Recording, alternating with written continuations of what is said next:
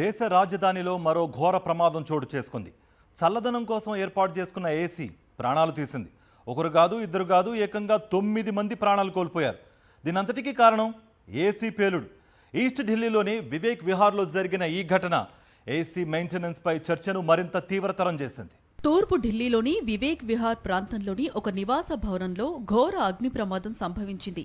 ఈ ప్రమాదంలో ఒకే కుటుంబానికి చెందిన వారు 9 మంది ప్రాణాలు కోల్పోయారు. మరో 4 తీవ్రంగా గాయపడ్డారు. ఇంట్లో వాడుతున్న ఏసీ పేలటం వల్లనే ఈ దుర్ఘటన చోటు చేసుకున్నట్టు తెలుస్తోంది. స్థానిక సమాచారం ప్రకారం తెల్లవారుజామున భవనంలోని ఒక ఫ్లోర్లో ఉన్న ఏసీ యూనిట్ ఒక్కసారిగా పేలిపోయింది. ఆ పేలుడు ధాటికి మంటలు వేగంగా పక్క గదులకు, ఇతర అంతస్తులకు వ్యాపించాయి. గాఢ నిద్రలో ఉన్న బాధితులు మంటల నుంచి తప్పించుకునే లోపే దట్టమైన పొగ, మంటలు భవనాన్ని చుట్టుముట్టాయి. సమాచారం అందుకున్న వెంటనే అగ్నిమాపక సిబ్బంది 10కి పైగా ఫైర్ టెండర్లతో అక్కడికి చేరుకున్నారు. సుమారు 2 గంటల పాటు శ్రమించి మంటలను అదుపులోకి తీసుకొచ్చారు. గాయపడిన వారిని వెంటనే సమీపంలోని ఆసుపత్రికి తరలించారు. అందులో కొందరి పరిస్థితి విషమంగా ఉంది.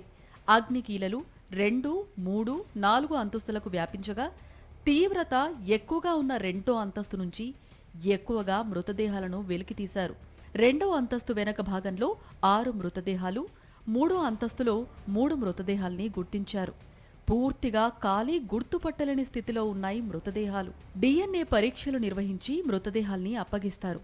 పోలీసులు మరియు ఫోరెన్సిక్ బృందాలు సంఘటన స్థలానికి చేరుకుని దర్యాప్తు ప్రారంభించాయి. ఇది కేవలం ఏసీ కంప్రెసర్ పేలుడు వల్ల జరిగిందా, లేదా గ్యాస్ లీకేజీ వంటి ఇతర కారణాలు ఏమైనా ఉన్నాయా అనే కోణంలో విచారణ జరుపుతున్నారు. షార్ట్ సర్క్యూట్ వల్ల కూడా ఏసీ పేలి ఉండే అవకాశం ఉందని అధికారులు భావిస్తున్నారు.